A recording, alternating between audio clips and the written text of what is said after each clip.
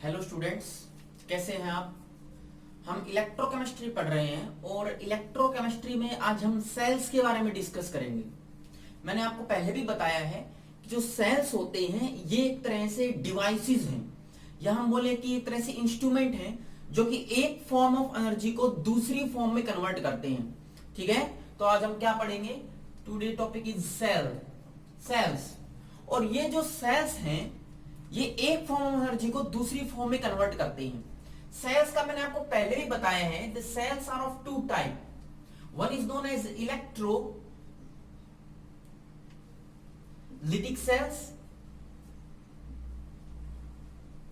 And second one is known as electrochemical cells. Electrochemical cells, ठीक है, electrochemical cells. और ये सेल एक्चुअल में करते क्या है, ये डिवाइस हैं जो कि एक फॉर्म ऑफ एनर्जी को दूसरे में कन्वर्ट करते हैं। जैसे इलेक्ट्रोलाइटिक सेल क्या करता है, ये एक एनर्जी, जैसा कि हम बोले थे इलेक्ट्रिकल एनर्जी को ये कन्वर्ट करता है केमिकल एनर्जी में।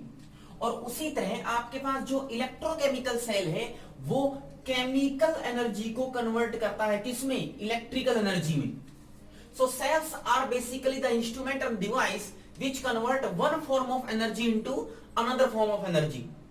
अगर मैं इलेक्ट्रोकेमिकल सेल की बात करता हूं, they are further classified into two categories. इनको दो कैटेगरीज में डिवाइड किया गया है। And the first one is known as galvanic cell. Galvanic cell. And the second one is known as concentration cell या फिर बोले concentrated cell. ठीक है, इनको दो कैटेगरी में डिवाइड किया गया है इलेक्ट्रोकेमिकल सेल्स को, गैल्वेनिक सेल्स एंड कंसंट्रेशन या कंसंट्रेटेड सेल्स। मैंने आपको बताया था कि जो इलेक्ट्रोलिटिक सेल्स होता है इसमें जो करंट कैरियर्स होते हैं दे आर बेसिकली आयंस। जो करंट का फ्लो होता है it is due to the presence of ions. But in this case electrochemical cell the current flow is due to the movement of electrons. जो current का movement है, जो flow है, वो किसकी वजह से होता है, मूवमेंट ऑफ इलेक्ट्रॉन्स की वजह से होता है। तो गैल्वेनिक सेल हो या कंसंट्रेशन सेल हो, इन दोनों में भी जो मूवमेंट होगा करंट का वो किसकी वजह से होगा, due to the movement of electrons, flow of electrons की वजह से होगा। तो यहां पर भी इलेक्ट्रॉन्स आर द कैरियर और यहां पर भी electrons are the current carrier. दोनों जगह पे इलेक्ट्रॉन्स ही करंट कैरियर है। फिर दोनों में डिफरेंस क्या है, बेसिकली यहां पर जो इलेक्ट्रॉन मूव करता है it is due to the difference in the potential which is known as electrode potential. Electrode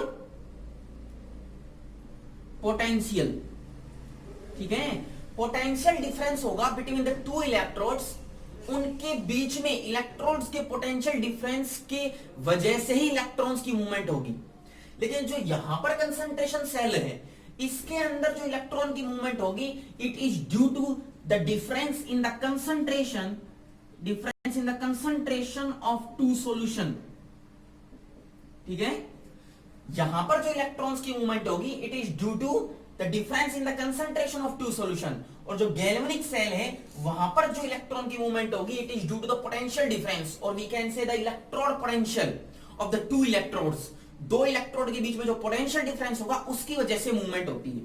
ठीक है, हम इस इलेक्ट्रोड पोटेंशियल को थोड़ा सा स्टडी करते हैं। ये इलेक्ट्रोड पोटेंशियल है क्या, व्हाट इज इलेक्ट्रोड पोटेंशियल।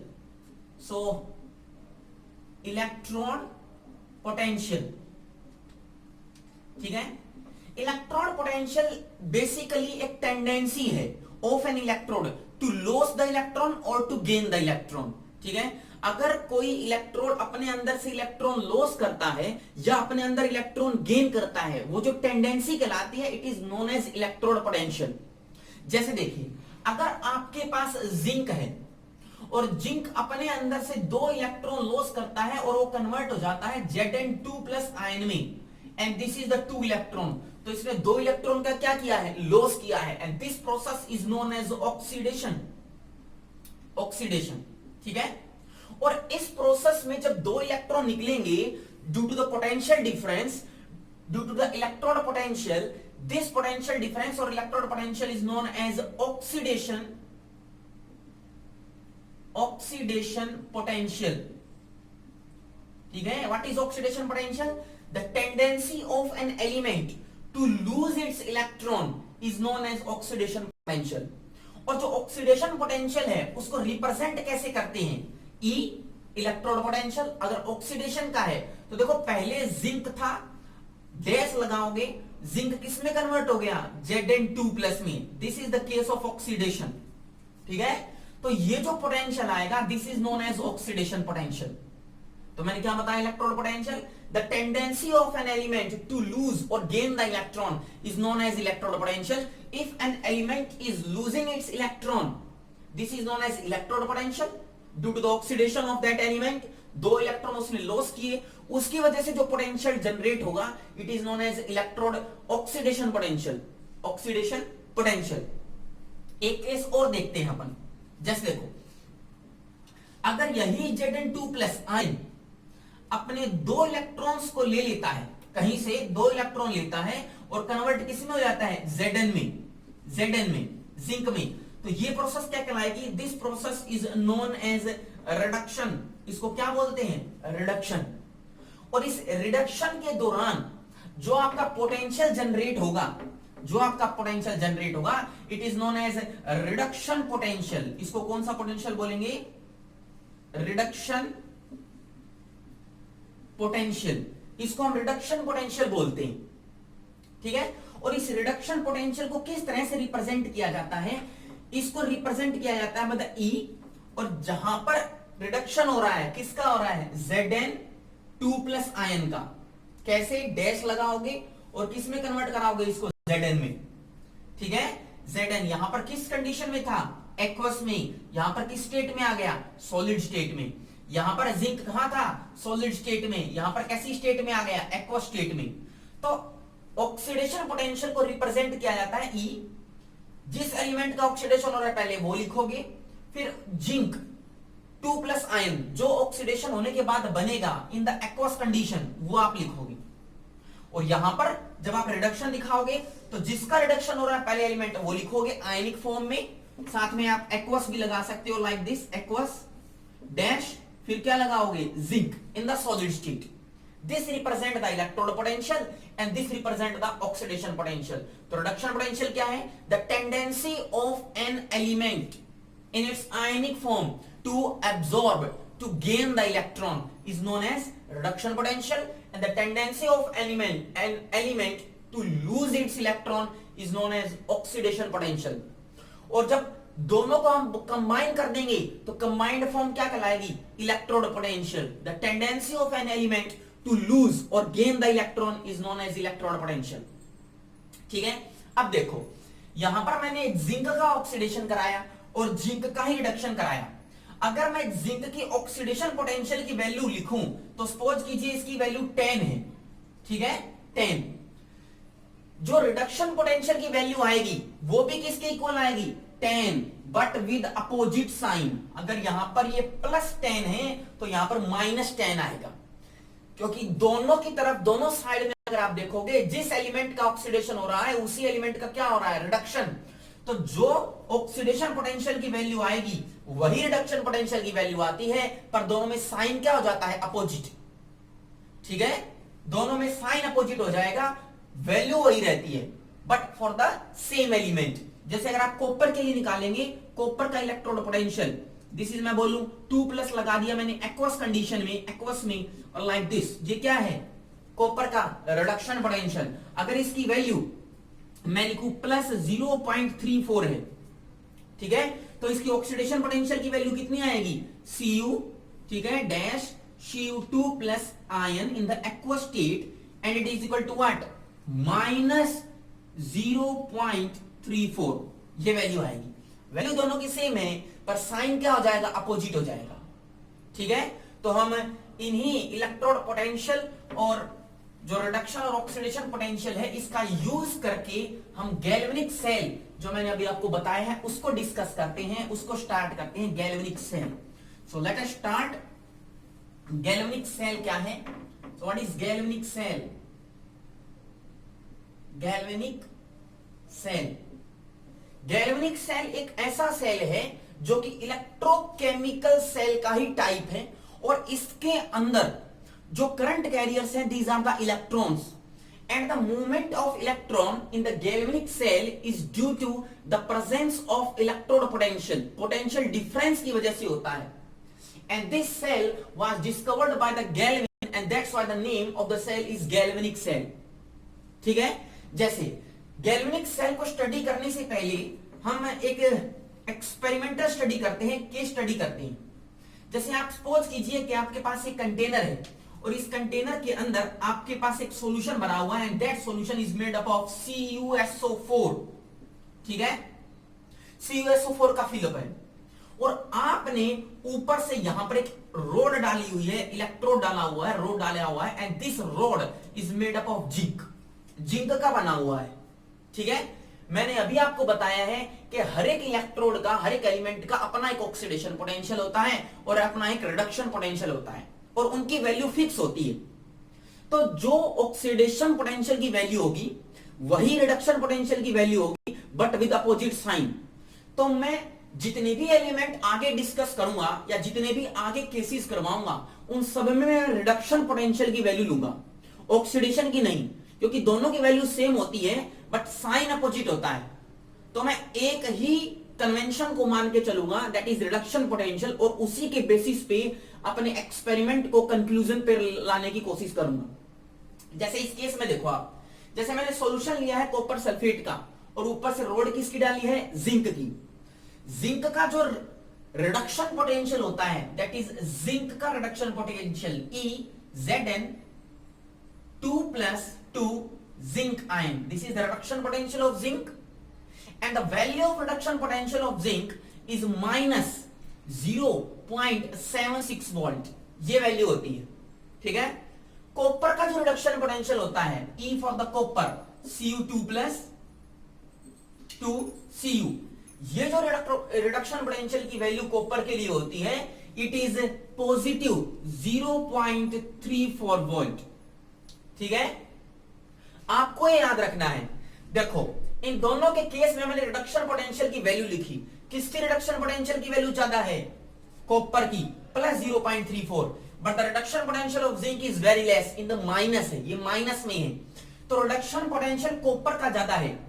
तो जिसका रिडक्शन पोटेंशियल ज्यादा होगा उस एलिमेंट का रिडक्शन होता है और जिसका रिडक्शन पोटेंशियल कम होता है उसका क्या हो जाएगा, ऑक्सीडेशन। क्यों? क्योंकि अगर आप इसका ऑक्सीडेशन पोटेंशियल निकालोगे तो उसकी वैल्यू कितनी आएगी, उसकी वैल्यू आएगी प्लस 0.76, ठीक है, जो कि बहुत ज्यादा है। इसका मतलब इस केस में जिंक का रिडक्शन पोटेंशियल कम है तो इसकी ऑक्सीडेशन होगी और यहां पर कॉपर का रिडक्शन पोटेंशियल क्या है, ज्यादा, तो उसकी क्या होगी, रिडक्शन। जिसका रिडक्शन पोटेंशियल ज्यादा उसकी रिडक्शन और जिसका रिडक्शन पोटेंशियल कम उसकी क्या होगी, ऑक्सीडेशन। तो अपने इस सेटअप के अकॉर्डिंग जो ये वैल्यू मैंने दी हुई है इसके अकॉर्डिंग इसका क्या होना चाहिए, रिडक्शन होना चाहिए, और जिंक की रिडक्शन पोटेंशियल कम है तो इसका क्या होना चाहिए, ऑक्सीडेशन होना चाहिए। अब आप इस सेटअप में आओ एक्सपेरिमेंट में, यहां पर क्या है, कॉपर 2+ आयन, कॉपर सल्फेट है तो किस कंडीशन में है, Cu2+। अब Cu2+ है, ये पहले से ही ऑक्सीडाइज्ड है, Cu2+ आयन में है, ये इलेक्ट्रॉन लॉस करेगा या गेन करेगा, it will gain the electron, और जब दो इलेक्ट्रॉन को गेन करेगा तो किस में कन्वर्ट हो जाएगा, कॉपर में कन्वर्ट हो जाएगा, ठीक है। तो देखो इसका क्या हो रहा है, रिडक्शन हो रहा है। इन द सिमिलर वे यहां पर जिंक क्या है, Zn अपनी एलिमेंट्री स्टेट में है, एलिमेंट्री स्टेट में है, और एलिमेंट्री स्टेट में है तो इलेक्ट्रॉन ले नहीं सकता, गेन नहीं कर सकता, but it can loss the electron. तो ये क्या करेगा, अपने अंदर से दो इलेक्ट्रॉन लॉस करेगा like this and it will form Zn2+ ion and this process is known as oxidation, ठीक है। यहां से आप देखिए जिंक का ऑक्सीडेशन हो रहा है और यहां पर देखो इसके इस वैल्यू के अकॉर्डिंग जिंक का क्या हो रहा है, ऑक्सीडेशन। इसका मतलब ये कंडीशन इस रिएक्शन को सेटिस्फाई करेगी। अल्टीमेटली होगा क्या, ये जो जिंक है धीरे धीरे अपने दो इलेक्ट्रॉन्स को लॉस करता हुआ कन्वर्ट हो जाएगा किसमें, Zn2+ आयन में, और Zn2+ आयन में कन्वर्ट होगा तो धीरे धीरे ये जिंक टूट के इस सॉल्यूशन में आ जाएगा। समझ में आ रही है बात, इस सॉल्यूशन में आ जाएगा। तो देखो यहां से जिंक टूटा और कहां आ गया, इस सॉल्यूशन में आ गया। कॉपर सल्फेट में Cu2+ का क्या हो रहा है, रिडक्शन। और यहां पर भी हम कैलकुलेटेड वैल्यू से देखें तो यहां पर भी क्या हो रहा है, रिडक्शन। दोनों एक दूसरे को सेटिस्फाई कर रही हैं, तो इसका मतलब कॉपर का क्या हो जाएगा, रिडक्शन। तो यहां से जो कॉपर 2+ आयन है वो किस में कन्वर्ट हो जाएंगे, कॉपर में, और अल्टीमेटली इस रोड के ऊपर कॉपर डिपॉजिट हो जाएगा, जिंक के ऊपर कॉपर। और जो यहां पर सॉल्यूशन बन जाएगा वो किसका बन जाएगा, अब जो कॉपर सल्फेट का था किसमें कन्वर्ट हो गया, ZnSO4 में, क्योंकि जिंक है वो 0 से +2 ऑक्सीडेशन स्टेट में आ गया और ZnSO4 बन गया और रिएक्शन हो गई। ठीक है, तो हम इसीलिए इस रिडक्शन पोटेंशियल को स्टडी करते हैं ताकि हम पता कर सके कि अगर हम किसी सॉल्यूशन में पर्टिकुलर इलेक्ट्रोड को डिप करेंगे, डालेंगे, तो रिएक्शन होगी या नहीं होगी। तो देखो इसमें रिएक्शन हो गई, क्या बन गया, ZnSO4। तो जो कॉपर सल्फेट का कलर होता है ब्लू, वो कलर पहले ब्लू कलर का था, अब वो डिसअपियर हो जाएगा। कब हो जाएगा, जब मैं ऊपर से क्या डालूंगा, जिंक रोड। क्यों, जिंक का क्या हो गया, ऑक्सीडेशन, और कॉपर का क्या हो गया, reduction. And due to the formation of zinc sulphate the blue colour of copper sulphate will disappear. ठीक है, एक क्वेश्चन और देखते हैं जिससे आपको और बेटर समझ में आएगा। इसका जस्ट अपोजिट लेके चलते हैं, इसका जस्ट अपोजिट। अगर आप केस स्टडी लोगे, जैसे कंटेनर आपने लिया और इस कंटेनर में अब की बार आपने जो सॉल्यूशन लिया है it is ZnSO4, zinc sulphate का सॉल्यूशन लिया है, और ऊपर से जो रोड डाली है it is the copper electrode, copper की रोड है। अब देखो यहां पर जिंक किस स्टेट में है, Zn2+ में, तो ये क्या करेगा, 2 इलेक्ट्रॉन लेगा और इसका क्या हो जाएगा, reduction. This is the reduction. ठीक है, होना चाहिए। लेकिन यहां पर कॉपर किस में स्टेट में है, एलिमेंट्री स्टेट में। It will loss the electron and will convert into copper 2+ ion and this process is known as oxidation. ठीक है, होनी तो ये चाहिए इस एक्सपेरिमेंट के अकॉर्डिंग। पर मेरी वैल्यूज देखो, जो इलेक्ट्रॉन पोटेंशियल, जो रिडक्शन पोटेंशियल की वैल्यू है वो देखो। रिडक्शन पोटेंशियल के according the reduction potential of copper is more, तो कॉपर का क्या होना चाहिए, रिडक्शन, पर कॉपर का क्या हो रहा है, ऑक्सीडेशन। तो ये मैच ही नहीं कर रही, और जब मैच नहीं करेंगी तो इसके अकॉर्डिंग कॉपर का रिडक्शन होना चाहिए, लेकिन यहां पर तो कॉपर का रिडक्शन हो ही नहीं सकता। यहां पर इसके अकॉर्डिंग रिडक्शन पोटेंशियल जिंक की क्या है, कम, तो रिडक्शन पोटेंशियल कम है तो जिंक का क्या होगा, ऑक्सीडेशन। जिंक का ऑक्सीडेशन होना चाहिए, पर पहले से ही जो जिंक है वो 2+ आयन में प्रेजेंट है, तो क्या ये ऑक्सीडेशन फर्दर जाएगी, नहीं जाएगी। यहां पर देखो कॉपर, कॉपर का इसके अकॉर्डिंग क्या होना चाहिए, रिडक्शन, पर पहले से कॉपर 0 ऑक्सीडेशन स्टेट में है, ये इलेक्ट्रॉन क्यों लेगा, ये पहले से स्टेबल है, तो रिएक्शन नहीं होगी। ठीक है, तो ये जो रिडक्शन पोटेंशियल की वैल्यू है ये हेल्प करती है आपको ये पता लगाने में कि रिएक्शन किसी पर्टिकुलर इलेक्ट्रोड की किसी सॉल्यूशन में होगी या नहीं होगी। एक और केस देखते हैं जिससे आपको थोड़ा आइडिया लगेगा। अगर मैं एक सॉल्यूशन लेता हूं AgNO3 सिल्वर नाइट्रेट, ठीक है, और ऊपर से मैंने रोड डिप की है, this is the road of copper. ठीक है, तो आपको पता होना चाहिए कि जो रिडक्शन पोटेंशियल है, अब जिंक नहीं है, जिंक की जगह क्या है, Ag सिल्वर, तो जो Ag का रिडक्शन पोटेंशियल है वो कितना होता है, इट इज +0.80। अब देखो कॉपर का रिडक्शन पोटेंशियल +0.34, सिल्वर का 0.80, किसका रिडक्शन पोटेंशियल ज्यादा है, सिल्वर का, तो किसका रिडक्शन होगा, सिल्वर का रिडक्शन होगा, और जिसका रिडक्शन पोटेंशियल कम उसका क्या होगा, ऑक्सीडेशन। ठीक है, अब आप यहां आओ, इस केस में सिल्वर +1 ऑक्सीडेशन स्टेट में है, तो +1 ऑक्सीडेशन स्टेट में किस में जाने की कोशिश करेगा, ये Ag में, तो क्या करेगा, इलेक्ट्रॉन को गेन करेगा, तो इसका क्या होगा, रिडक्शन। देखो वहां पर रिडक्शन हो रहा है क्या, बिल्कुल हो रहा है। इसका मतलब जो AgNO3 है उसका Ag+ आयन Ag में कन्वर्ट हो जाएगा। यहां पर देखो कॉपर कितनी ऑक्सीडेशन स्टेट में है, 0 में, गेन करेगा या लॉस करेगा, it will loss the electron, oxidation में जाने की कोशिश करेगा। और यहां पर देखो कॉपर का क्या हो रहा है, ऑक्सीडेशन ही हो रहा है, इसका मतलब इसका ऑक्सीडेशन हो जाएगा, और सिल्वर का क्या हो जाएगा, रिडक्शन, इसका मतलब ये रिएक्शन हो जाएगी। और ये जो सारा का सारा सेटअप है it is under the case of galvanic cell को समझने के लिए मैंने आपको बताया है। ठीक है, एक केस और देखते हैं, एक केस और देखते हैं।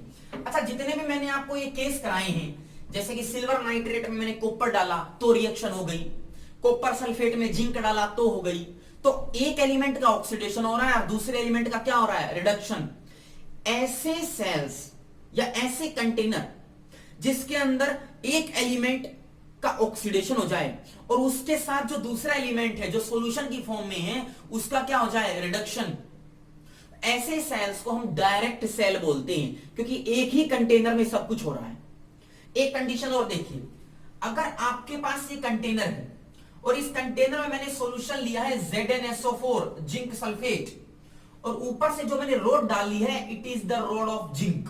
अब आपको देखना है, बताना है कि रिएक्शन होगी या नहीं होगी। तो देखो, जिंक का रिडक्शन पोटेंशियल आपको पता है, अभी मैंने थोड़ी देर बताया, Zn2 प्लस 2 जिंक का रिडक्शन पोटेंशियल कितना होता है, कितना रिडक्शन पोटेंशियल होगा, इट इज माइनस 0.76 वोल्ट। ठीक है, तो देखो यहां पर जिंक किस स्टेट में है, कॉपर तो है नहीं, तो कॉपर को हटा दो, यहां से कॉपर को हटा दो। ठीक है, जिंक किस स्टेट में है, +2 ऑक्सीडेशन स्टेट में। यहां पर जिंक किस स्टेट में है, 0 ऑक्सीडेशन स्टेट में। ठीक है, ये ऑक्सीडेशन जाने की कोशिश करेगा, ये रिडक्शन में जाने की कोशिश करेगा, पर मेरे पास दोनों एलिमेंट सेम है। इसका रिडक्शन पोटेंशियल भी आपको पता है -0.76, इसका रिडक्शन पोटेंशियल जिंक का भी पता है -0.76। दोनों का रिडक्शन पोटेंशियल सेम है, ना किसी का ज्यादा ना किसी का कम। तो किसका ऑक्सीडेशन होगा, किसका रिडक्शन, हम नहीं बता पाएंगे। ठीक है, हाँ, अगर यहां पर दूसरा एलिमेंट होता जिसका रिडक्शन पोटेंशियल इससे कम होता तो मैं बता पाता कि रिडक्शन होगा या नहीं, पर इस केस में दोनों का रिडक्शन पोटेंशियल सेम है, तो हम नहीं बता पाएंगे कि किसका रिडक्शन होगा किसका ऑक्सीडेशन। और इस केस में पोटेंशियल डिफरेंस जो दोनों के बीच में है वो है ही नहीं, तो ना तो इसका ऑक्सीडेशन होगा ना ही रिडक्शन होगा। ये सेल ऐसे ही पड़ा रहेगा, इसका ऑक्सीडेशन रिडक्शन नहीं होगा, it is a dead cell. ठीक है, तो ये आपने डिस्कस, ये ध्यान रखना है कि अगर आप जिंक सल्फेट के सॉल्यूशन में जिंक को ही डिप करके रखते हो, या फिर मैं बोलूं यहां पर मैंने एक सॉल्यूशन ले लिया लाइक दिस ऐसे, और मैंने यहां पर कॉपर की रोड ली है, और यहां पर ये जो सॉल्यूशन मैंने बनाया है it is the CuSO4 copper sulphate solution. तो कॉपर का रिडक्शन पोटेंशियल आपको पता है कितना होता है, इट इज +0.34। कॉपर का रिडक्शन पोटेंशियल +0.34, दोनों का रिडक्शन पोटेंशियल सेम है। किसका रिडक्शन होगा किसका ऑक्सीडेशन, किसी का ही नहीं, क्योंकि दोनों का रिडक्शन पोटेंशियल सेम है, दोनों रिडक्शन में जाने की कोशिश करेंगे, पर ऐसा पॉसिबल नहीं हो सकता। अगर ऑक्सीडेशन होगा तो दूसरी तरफ रिडक्शन होना चाहिए, पर यहां पर दोनों ही रिडक्शन पोटेंशियल सेम है, जैसा कि यहां था। तो ना तो ये सेल वर्किंग रहेगा ना ये सेल वर्किंग रहेगा, पोटेंशियल डिफरेंस ही नहीं है ना। इसलिए आपको एक कॉन्सेप्ट सीधा सा याद है कि अगर कोई सेल वर्किंग में है, अगर वो सेल काम करेगा, वो तभी काम करेगा जब नीचे वाले सॉल्यूशन, लाइक मैंने यहां पर CuSO4 लिया कॉपर सल्फेट, और यहां पर मैंने डाला जिंक की रोड, तो ये तभी काम करेगा जब इस सॉल्यूशन का रिडक्शन पोटेंशियल इज हाई, ज्यादा हो, और ऊपर वाले जो जिंक की रोड या कोई भी ऊपर से रोड डालूंगा उसका रिडक्शन पोटेंशियल क्या हो, लो। तभी ये जो सेल है काम करेगा। कब, जब सॉल्यूशन का रिडक्शन पोटेंशियल हाई हो और ऊपर जो रोड डाली है उसका रिडक्शन पोटेंशियल क्या है, कम। क्योंकि अगर रिडक्शन पोटेंशियल कम होगा तो इसका क्या हो जाएगा, ऑक्सीडेशन, और इसका रिडक्शन पोटेंशियल ज्यादा है तो इसका क्या हो जाएगा, रिडक्शन। सिंपल। ठीक है, पर इन दोनों केसों में जो मैंने अभी बताया आपको, जब मैंने कॉपर के सॉल्यूशन में, कॉपर सल्फेट में कॉपर ही डाला, और यहां पर जिंक सल्फेट में दिस इज ZnSO4 के सॉल्यूशन में मैंने जिंक डाला, तब दोनों का पोटेंशियल सेम है तो रिएक्शन नहीं होगी, क्योंकि पोटेंशियल डिफरेंस नहीं है। लेकिन अगर मैं इन दोनों सेल्स जो अलग अलग हैं इनके इलेक्ट्रोड्स को एक वायर से कनेक्ट कर दूं, लाइक दिस, एक वायर से कनेक्ट कर दूं, तो जिंक का रिडक्शन पोटेंशियल आपको पता है, जिंक का रिडक्शन पोटेंशियल कितना होता है, इट इज -0.76 वोल्ट, और कॉपर का रिडक्शन पोटेंशियल +0.34। अब तो पोटेंशियल डिफरेंस आ गया, पहले पोटेंशियल डिफरेंस नहीं था, पर दोनों को जब मैंने वायर से कनेक्ट किया तब पोटेंशियल डिफरेंस आ गया। इसका मतलब अब सेल काम करने लगेगा, and this cell is known as galvanic cell. इसी सेल को गैल्वेनिक सेल बोलते हैं, जिसमें आपके पास दो अलग अलग कंटेनर हैं। दोनों अलग अलग कंटेनर्स के अंदर आपके पास जो सॉल्यूशन इलेक्ट्रोलाइट का होता है उसी को ही हम ऊपर से डिप करते हैं, उसी को ही हम ऊपर से डिप करते हैं, ठीक है। और इसी में ही सॉल्यूशन कॉपर सल्फेट में हमने कॉपर को ही डिप किया है। दोनों का सेम है सॉल्यूशन और रोड भी सेम है, लेकिन अगर हम उसको वायर से कनेक्ट कर दें और उसकी वजह से इलेक्ट्रिसिटी या करंट फ्लो करने लग जाए, that is known as galvanic cell, ठीक है। और इस गैल्वेनिक सेल में मैंने एक तरफ जिंक लिया है और एक तरफ क्या लिया है, कॉपर। और ऐसा गैल्वेनिक सेल जिसमें हम जिंक कॉपर का इस्तेमाल करें, this type of galvanic cell is known as zinc copper galvanic cell, which is also known as Daniell cell. कौन सा सेल, डैनियल सेल। इसको हम जिंक कॉपर सेल या डैनियल सेल भी बोलते हैं, ठीक है। ये आपको याद रखना है। तो देखो यहां पर क्या होगा, जिंक है, इसका रिडक्शन पोटेंशियल कम है, कॉपर का रिडक्शन पोटेंशियल ज्यादा है, तो वहां पर क्या होगा, रिडक्शन, और यहां पर क्या होगा, ऑक्सीडेशन। तो ये जो जिंक है इसका ऑक्सीडेशन होगा, तो व्हाट विल हैपन, ये जिंक अपने अंदर से दो इलेक्ट्रॉन्स को लॉस करेगा और Zn2+ आयन में कन्वर्ट हो जाएगा और क्या बनाएगा, Zn2+ ion with 2 electrons, 2 electron loss कर देगा, ठीक है। 2 इलेक्ट्रॉन लॉस कर गया, किस में बदल गया, Zn2+ में। ये Zn2+ ion what will happen, कहां आएंगे, इस रोड के थ्रू इस सॉल्यूशन में आ जाएंगे, ठीक है। और ये जो 2 इलेक्ट्रॉन हैं ये इस वायर के थ्रू कॉपर की तरफ मूव करेंगे। मैंने इस पूरी की पूरी वायर में 2 चीजें लगाई हुई हैं। This is galvanometer which will detect the current, and this is an another instrument which will measure the potential difference, voltmeter, ठीक है। यहां पर वोल्टमीटर लगाया है जो कि पोटेंशियल डिफरेंस को मेजर करेगा, और यहां पर मैंने क्या लगाया है, गैल्वेनोमीटर, जो आपको करंट को मेजर कराएगा, ठीक है, करंट को। तो जिंक का ऑक्सीडेशन होगा और Zn+2 आयंस इस सॉल्यूशन में आने लग जाएंगे, ठीक है। तो यहां पर धीरे धीरे जो Zn2+ आयन है उनकी कंसेंट्रेशन क्या हो जाएगी, ज्यादा, और SO4 जो 2- है वो तो पहले के जितने ही रहेंगे, ठीक है। जो 2 इलेक्ट्रॉन इस डायरेक्शन में मूव करके जाएंगे वो दोनों के दोनों इलेक्ट्रॉन क्या करेंगे, यहां पर जो कॉपर सल्फेट सॉल्यूशन है उसमें जो कॉपर है वो +2 ऑक्सीडेशन स्टेट में, वो इन 2 इलेक्ट्रॉन्स को गेन करेगा and it will form copper, ठीक है। और वो जो कॉपर है इस सॉल्यूशन से डिपॉजिट होने लगेगा इस कॉपर इलेक्ट्रोड के ऊपर। तो यहां इस कॉपर सल्फेट सॉल्यूशन में जो कॉपर है +2 में, उसका अमाउंट तो कम हो जाएगा, तो बचेगा कौन एक्सेस में, SO4 2-। और यहां पर जिंक की जो रोड थी वो धीरे धीरे उसका अमाउंट कम हो जाएगा, लाइक दिस, उसका अमाउंट कम हो जाएगा, और यहां पर Zn2+ आयन की कंसेंट्रेशन बढ़ जाएगी और SO4 2- सेम रहेगा पहले जितना ही, ठीक है। और ये जो मूवमेंट है इलेक्ट्रॉन्स की इन दिस डायरेक्शन, इस इलेक्ट्रॉन की मूवमेंट की वजह से there will be a transfer of current from copper to zinc direction. Electron जहां जाते हैं उसकी अपोजिट डायरेक्शन में कौन जाता है, करंट। अगर इलेक्ट्रॉन यहां जाएंगे तो current will move like this, current ऐसे मूव करेगा। लेकिन अगर आप देखिए यहां पर धीरे धीरे जिंक आयन की कंसेंट्रेशन बढ़ रही है, और जहां पर जिंक आयन की कंसेंट्रेशन बढ़ती है इलेक्ट्रॉन्स जा रहे हैं, और इलेक्ट्रॉन जा रहे हैं, तो ये वाला जो टर्मिनल है आपके पास zinc terminal, this will be represented as a negative terminal, and negative terminal is known as anode. इसको क्या बोलेंगे, एनोड। और वहां पर इलेक्ट्रॉन जा रहे हैं, इलेक्ट्रॉन जा रहे हैं का मतलब यहां पर कौन सा चार्ज है, पॉजिटिव। तभी तो इलेक्ट्रॉन के जो नेगेटिव चार्ज इलेक्ट्रॉन है वो इस पॉजिटिव की तरफ अट्रैक्ट हो रहे हैं, and this positively charge electrode is known as, क्या बोलेंगे इसको, कैथोड। इसको हम कैथोड बोलेंगे, ठीक है। जिसके ऊपर ऑक्सीडेशन होता है वो क्या कहलाता है, एनोड, और जिसके ऊपर रिडक्शन होता है वो क्या कहलाता है, कैथोड। ये आपको याद रखना है, जहां पर रिडक्शन होगा that electrode is known as cathode, और जहां पर ऑक्सीडेशन होगा that is known as anode.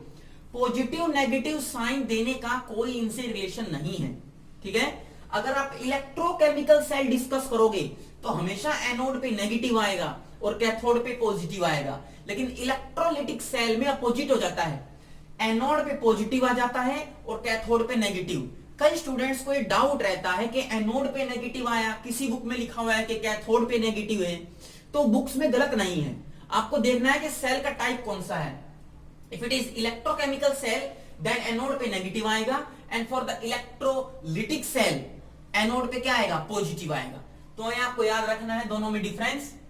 लेकिन देखो यहां पर जब जिंक आयन की कंसंट्रेशन बढ़ती चली जाएगी और इलेक्ट्रॉन वहां से मूव कर रहे हैं, तो एक समय ऐसा आएगा कि जो जिंक 2+ आयन है उन इलेक्ट्रॉन्स को जाने नहीं देंगे, क्योंकि जिंक के ऊपर पॉजिटिव है, इलेक्ट्रॉन पे नेगेटिव है, there will be a force of attraction और इलेक्ट्रॉन जाएंगे नहीं, ठीक है। यहां पर देखो कॉपर है, कॉपर के ऊपर कौन सा चार्ज है, कॉपर के ऊपर +2 ऑक्सीडेशन स्टेट में है, और वो इलेक्ट्रॉन्स को ले रहा है, वो इलेक्ट्रॉन्स को ले रहा है।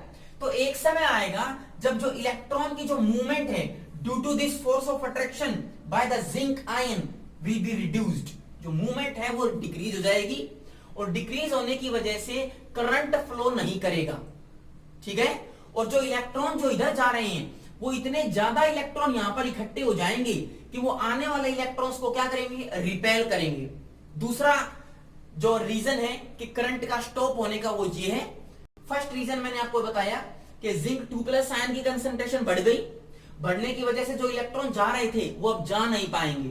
दूसरा रीजन, जब इधर इलेक्ट्रॉन आएंगे तो नेगेटिव चार्ज इलेक्ट्रॉन की वजह से ज्यादा हो गया, और ज्यादा होने की वजह से व्हाट विल हैपन, जो इलेक्ट्रॉन्स आ रहे थे वो रिपेल हो जाएंगे, और रिपेल होने की वजह से जो इलेक्ट्रॉन्स की मूवमेंट है from zinc to copper that will be reduced, वो क्या हो जाएगी, घट जाएगी, और करंट विल स्टॉप, करंट की मूवमेंट नहीं होगी, और आपका सेल कुछ समय के बाद डेड हो जाएगा। तो ये जो आपका पूरा सेल है गैल्वेनिक सेल, इसको दो हिस्सों में बांटा गया है। This portion in which oxidation takes place, this is known as oxidation half cell, इसको हम ऑक्सीडेशन हाफ सेल बोलते हैं। और ये जो पोर्शन है जहां पर रिडक्शन हो रही है, it is known as reduction half cell, इसको हम रिडक्शन हाफ सेल बोलेंगे। ये दोनों के दोनों ऑक्सीडेशन और रिडक्शन दोनों अलग अलग कंटेनर में हो रही हैं। पहले जो मैंने आपको कराई थी उसमें ऑक्सीडेशन और रिडक्शन दोनों एक ही कंटेनर में हो रही थी, इसलिए उसको हम डायरेक्ट सेल बोलते हैं। These are the indirect cells, जिसमें ऑक्सीडेशन और रिडक्शन दोनों अलग अलग कंटेनर में हो रही है। The container in which oxidation takes place is known as oxidation half cell, and the container in which reduction takes place is known as reduction half cell, ठीक है। और इन दोनों हाफ सेल के बीच में जो पोटेंशियल डिफरेंस जनरेट होगा due to the movement of electron, this is known as electrode potential, इसी को ही हम इलेक्ट्रोड पोटेंशियल कहते हैं, ठीक है, इलेक्ट्रोड पोटेंशियल। लेकिन अगर आप देखिए, मैंने आपको बताया कि ये जो सेल है कुछ समय काम करने के बाद डेड हो जाएगा, क्योंकि जो इलेक्ट्रॉन की मूवमेंट है वो रेस्ट्रिक्ट हो जाएगी, रुक जाएगी। तो अगर हम चाहते हैं कि ये सेल ज्यादा समय तक काम करे, तो हमें जो आयन बने हैं, यहां पर कौन सा आयन एक्सेस में आया है, Zn2+, और यहां पर कौन सा आयन एक्सेस में आया है, SO4 2-, इनको न्यूट्रलाइज कराना पड़ेगा।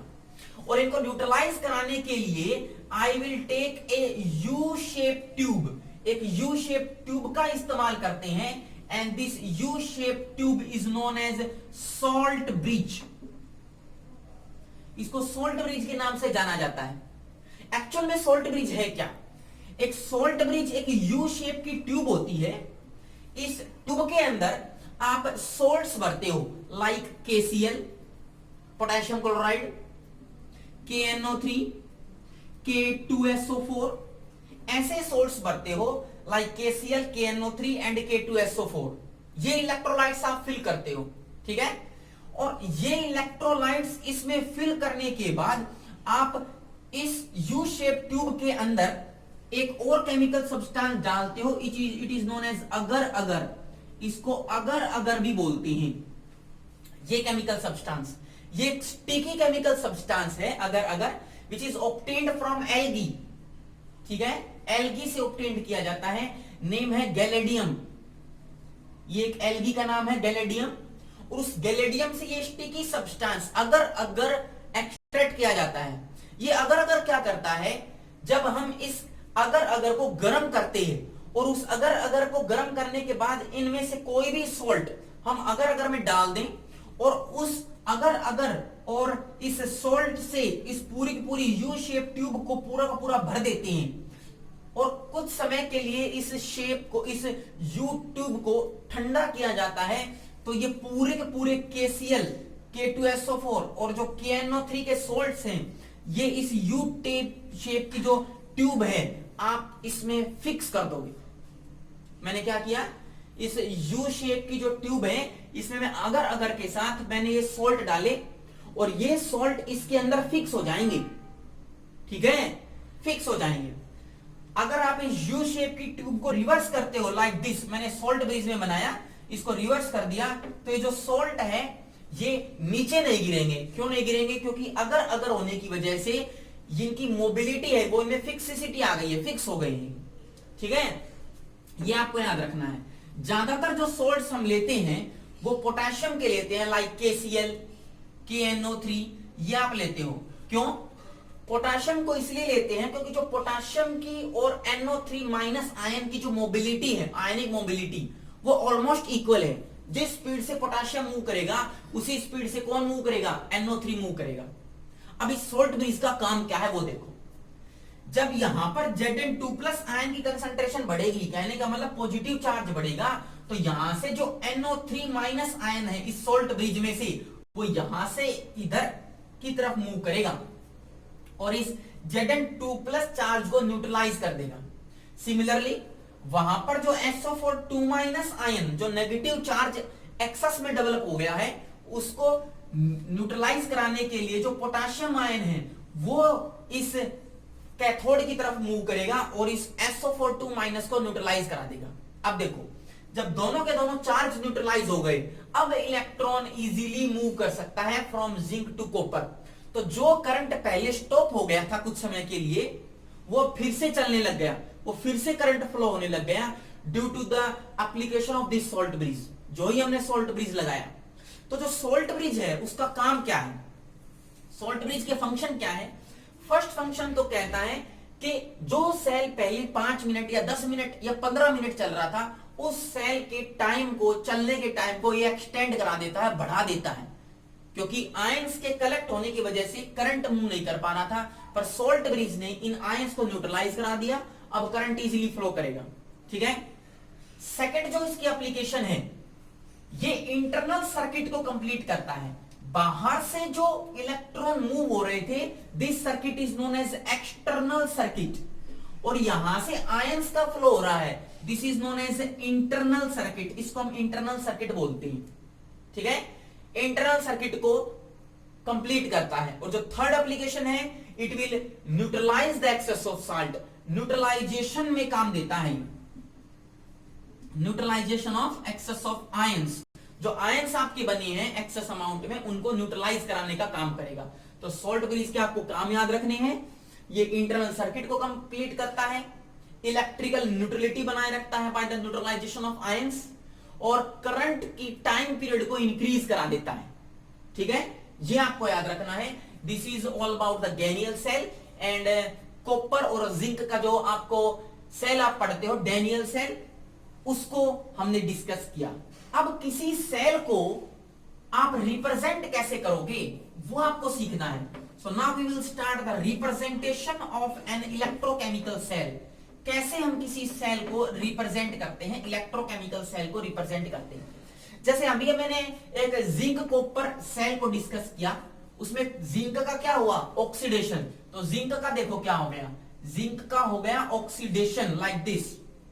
ठीक है, जिंक का ऑक्सीडेशन हो गया, और जिंक का ऑक्सीडेशन होगा तो इस जिंक की रिडक्शन पोटेंशियल हमें लेके चलनी है, ऑक्सीडेशन नहीं। तो व्हाट विल हैपन, Zn जो 2+ एक्वस कंडीशन में था, now it will convert into which form? Zn, solid form में कन्वर्ट हो गया। This is the reduction potential of zinc.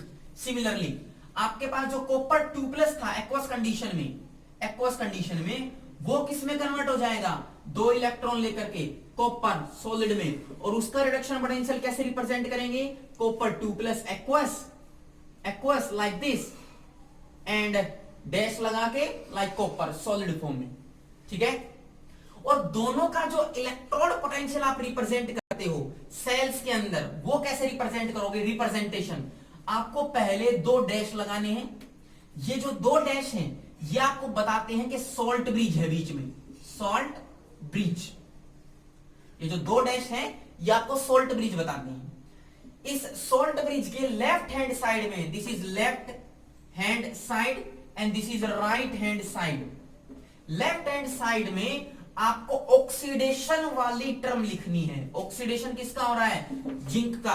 तो क्या होगा, देखो Zn सॉलिड फॉर्म में डैश Zn2 प्लस, किस कंडीशन में, एक्वस में। और राइट हैंड साइड में आपको रिडक्शन वाली टर्म लिखनी है। रिडक्शन किसका हो रहा है, copper 2 plus, so it is copper 2 plus in aqueous state dash copper in the solid state, and this is known as representation of a chemical cell, ठीक है।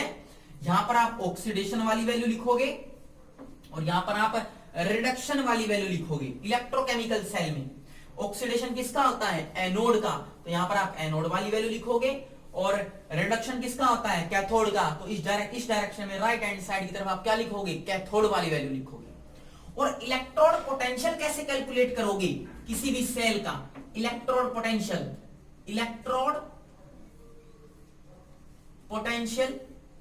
वो कैसे कैलकुलेट करोगे, it is represented by E से इसको represent करते हैं, and it is equal to electrode potential of cathode minus electrode potential of anode, ऐसे रिप्रेजेंट करते हो, ठीक है। आपको जो रिडक्शन पोटेंशियल है कैथोड माइनस करना है एनोड का, और उससे आप पूरे सेल का इलेक्ट्रोड पोटेंशियल निकाल सकते हो। ये ई है पूरे सेल का इलेक्ट्रोड पोटेंशियल है, ये ई कैथोड मैंने बताया उस हाफ सेल का जहां पर क्या हो रही है, रिडक्शन, और ये जो ई एनोड है ये उसका पोटेंशियल है जहां पर क्या हो रही है, ऑक्सीडेशन। इन दोनों की वैल्यू आप रखोगे तो आपके पास आंसर आएगा, this is the electrode potential of cell, ठीक है। और ई कैथोड कहां होती है, राइट हैंड साइड में, तो बुक्स में आपको मिलेगा E right hand side minus E left hand side like this, ठीक है। कैथोड पे क्या होगी, रिडक्शन, एनोड पे क्या होगी, ऑक्सीडेशन। तो बुक्स में आपको ये भी मिल सकता है, ई फॉर द कैथोड पे रिडक्शन माइनस ई एनोड पे ऑक्सीडेशन। इन तीनों फॉर्मूलों का इस्तेमाल करके आप किसी भी सेल का इलेक्ट्रोड पोटेंशियल कैलकुलेट कर सकते हैं, ठीक है। तो आप आज के इस टॉपिक में हमने गैल्वियन सेल है या फिर डैनियल सेल है उसको स्टडी किया। नेक्स्ट टाइम हम इस इलेक्ट्रोड पोटेंशियल की स्टैंडर्ड जो वैल्यू होती है, स्टैंडर्ड इलेक्ट्रोड पोटेंशियल, उसको डिस्कस करेंगे और कुछ न्यूमेरिकल्स करेंगे। आप इस टॉपिक को ठीक से पढ़िए, थ्योरेटिकल टॉपिक है, टाइम लगेगा इसमें पर इजीली हो जाएगा, ठीक है। नेक्स्ट टाइम हम मिलेंगे, थैंक यू।